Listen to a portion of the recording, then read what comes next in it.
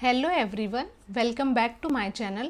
सो इस वीडियो में हम लोग आईपीओ से रिलेटेड सारी इन्फॉर्मेशन देखने वाले हैं कि आईपीओ होता क्या है, कैसे काम करता है, आईपीओ के बेनिफिट्स क्या होते हैं, आईपीओ के नुकसान क्या होते हैं, और फिर एक एग्जाम्पल के थ्रू देखेंगे कि इसकी वर्किंग होती कैसे है। सो फर्स्ट ऑफ ऑल, अगर हम लोग आईपीए के फुल फॉर्म की बात करते हैं तो इसे हम लोग इनिशियल पब्लिक ऑफरिंग कहते हैं। ये एक प्रोसेस है जिसमें एक प्राइवेटली हेल्ड कंपनी अपने शेयर्स को पहली बार पब्लिक के लिए बेचती है और स्टॉक एक्सचेंजेस पर लिस्ट होती है। आईपीओ के थ्रू कंपनी अपने शेयर्स को जनरल पब्लिक और इंस्टीट्यूशनल इन्वेस्टर्स को ऑफर करती है।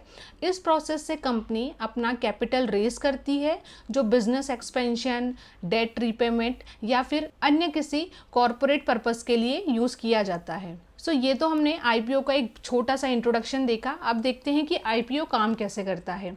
सो इसके काफ़ी सारे हमको फेजेस देखने को मिलते हैं। फर्स्ट फेज़ होता है प्रिपरेशन फेज़। कंपनी सबसे पहले अपने फाइनेंशियल रिकॉर्ड्स और बिजनेस को रिव्यू करती है और आईपीओ के लिए उसे तैयार करती है। इस फेज़ में कंपनी को काफ़ी सारे ऑडिटर्स, लॉयर्स और इन्वेस्टमेंट बैंकर्स की हेल्प लेनी पड़ती है। नेक्स्ट फेज़ आता है फिलिंग ऑफ डीआरएचपी। डीआरएचपी का मतलब होता है draft red herring prospectus. Company security and exchange board of India means SEBI के पास डीआरएचपी फाइल करती है, जिसमें कंपनी के financials, business model, risk factor और आईपीओ से रिलेटेड काफ़ी सारी इंपॉर्टेंट इंफॉर्मेशन होती है। नेक्स्ट फेज आता है approval from SEBI. SEBI DRHP को रिव्यू करती है और अगर सब कुछ उसे ठीक लगता है तो फिर आईपीओ को अप्रूव कर देती है। नेक्स्ट फेज आता है marketing and road shows. Company और इन्वेस्टमेंट बैंकर्स पोटेंशियल इन्वेस्टर्स को अट्रैक्ट करने के लिए रोड शोज और प्रेजेंटेशंस करती है। ये मार्केटिंग फेज आईपीओ के सक्सेस के लिए काफ़ी ज़्यादा इंपॉर्टेंट होता है, जिसमें कंपनी अपने आईपीओ के बेनिफिट्स बताती है। अगर उसमें कोई इन्वेस्टर इन्वेस्ट करेगा तो उससे क्या बेनिफिट्स हो सकते हैं, लॉन्ग टर्म में कंपनी कैसा परफॉर्म करती है, ये सारा information company marketing and road shows में करती है।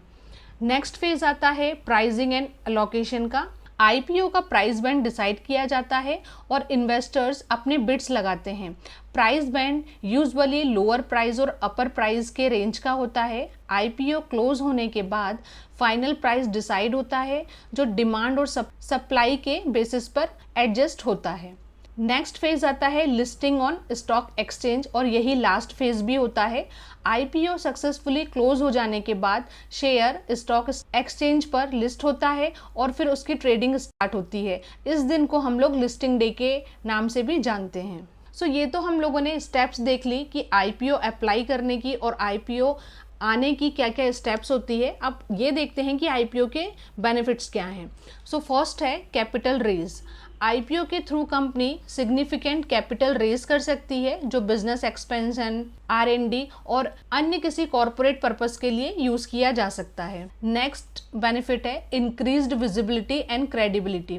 स्टॉक एक्सचेंज पर लिस्टेड होने के कारण कंपनी की विजिबिलिटी और क्रेडिबिलिटी बढ़ती है, जो कस्टमर्स, सप्लायर्स और इन्वेस्टर्स के बीच कंपनी का रेपुटेशन इम्प्रूव करती है।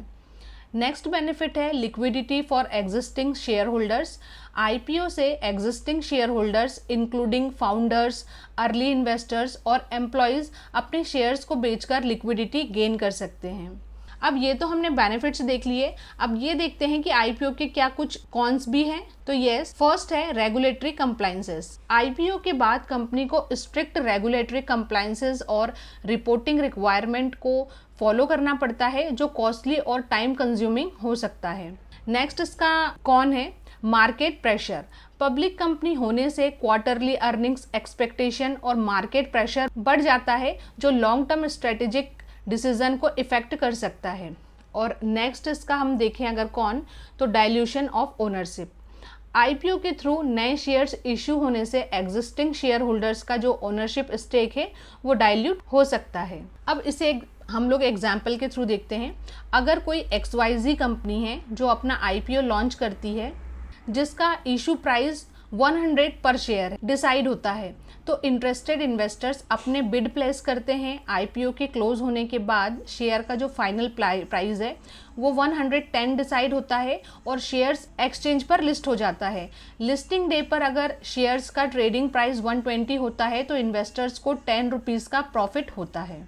सो अगर हम लोग इस पूरे को कंक्लूड करें तो आईपीओ एक इम्पॉर्टेंट माइलस्टोन होता है किसी भी कंपनी के ग्रोथ और एक्सपेंशन के लिए। ये कंपनी को कैपिटल रेज करना, विजिबिलिटी बढ़ाने, क्रेडिबिलिटी गेन करने में काफ़ी ज़्यादा हेल्प करता है, लेकिन साथ ही साथ रेगुलेटरी कंप्लाइंसेस और मार्केट प्रेशर भी बढ़ जाता है कंपनी के लिए। सो ये था आईपीओ से रिलेटेड सारी इन्फॉर्मेशन। आई होप सो आपको क्लियर हुआ होगा आईपीओ होता क्या है। और अगर इसके बाद भी आपके माइंड में आईपीओ से रिलेटेड कोई क्वेश्चंस हैं तो वो आप कमेंट सेक्शन में लिख दीजिए, मैं डेफिनेटली उसका आंसर देने का ट्राई करूँगी। और अगर आप इस चैनल पर नए हैं या अभी तक आपने इस चैनल को सब्सक्राइब नहीं किया है तो सब्सक्राइब कर लीजिए, क्योंकि शेयर मार्केट से रिलेटेड जो भी रेगुलर अपडेट्स हैं वो आपको इस चैनल पर मिलते रहेंगे। आप बेल आइकन भी प्रेस कर सकते हैं, तो जब भी मैं कोई नया वीडियो अपडेट करूंगी उसका नोटिफिकेशन आपको पहले ही मिल जाएगा। Thank you for watching. Bye bye. Happy investing.